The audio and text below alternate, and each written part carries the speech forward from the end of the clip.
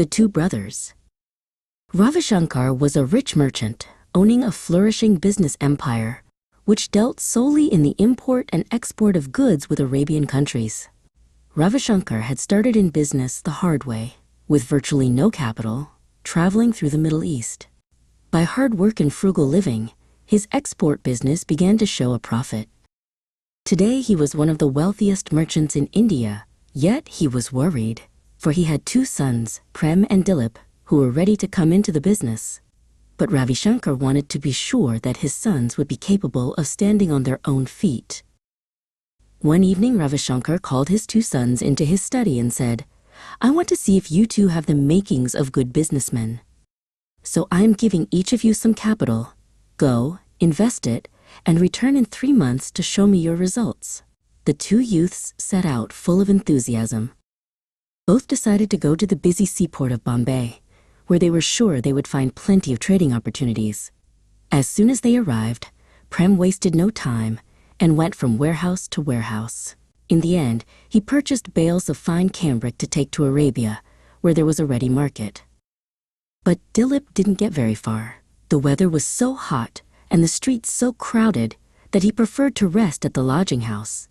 That evening, Prem couldn't stop talking about his bargain, while Dilip, half asleep on his bed, merely snorted. "Why the hurry?" said Dilip.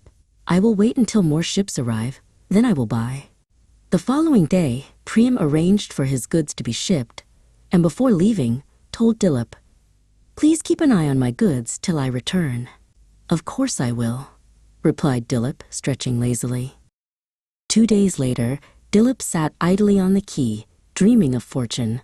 Suddenly, a bearded sadhu appeared before him. "My son," said the sadhu, "tomorrow buy any goods and throw them into the sea. Within 7 days the sea will return your fortune." The next morning, Dilip bought many goods without examining them and threw the lot into the sea under darkness. He thought, "In 7 days I shall be rich."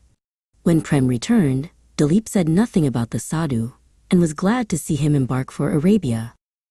The 7 days passed slowly, and each evening Dilip walked the shore hoping for riches. One day he found a floating casket. Breaking it open with a stone, he shouted with joy. Inside were costly jewels. Now he was sure fortune had smiled upon him.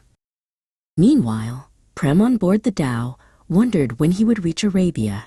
One night a fierce storm struck. The sails tore apart, and the ship crashed on a reef. Prem jumped into the sea, praying to survive.